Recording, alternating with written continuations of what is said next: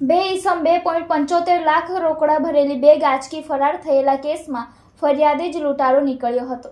પોલીસે 1.30 લાખ રોકડા, 2 mobile, 1 bike મળી કુલ 1.55 લાખનો મુદ્દામાલ જપ્ત કર્યો હતો।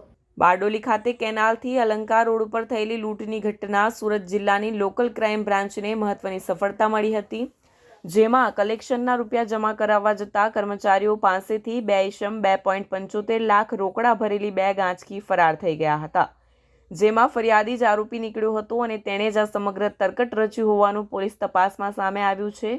પોલીસે 3 આરોપી જે ઝડપી પાડ્યા છે, તેની પાસેથી પોલીસે 1.30 લાખ રોકડા, 2 મોબાઈલ, 1 બાઇક મળી કુલ 1.55 લાખનો મુદ્દામાલ જપ્ત કર્યો હતો। મળતી માહિતી મુજબ સુરત જિલ્લાના બારડોલી ચોકલેટ કંપનીમાં કામ કરતા 3 સેલ્સમેન રાત્રિના સમયે કલેક્શન થયેલા રૂપિયા પોતાના શેઠના ઘરે જમા કરાવવા જઈ રહ્યા હતા। તે દરમિયાન બારડોલીના કેનાલ અલંકાર રોડ ઉપર નહેર નજીક 2 અજાણ્યા ઈસમે લૂંટ ચલાવી હતી, જેમાં 3 પૈકી પુખરાજ ગુર્જર નામના સેલ્સમેનનો મોબાઈલ અને 2.75 લાખ રોકડા ભરેલી બેગ આંચકી ફરાર થઈ ગયા હતા।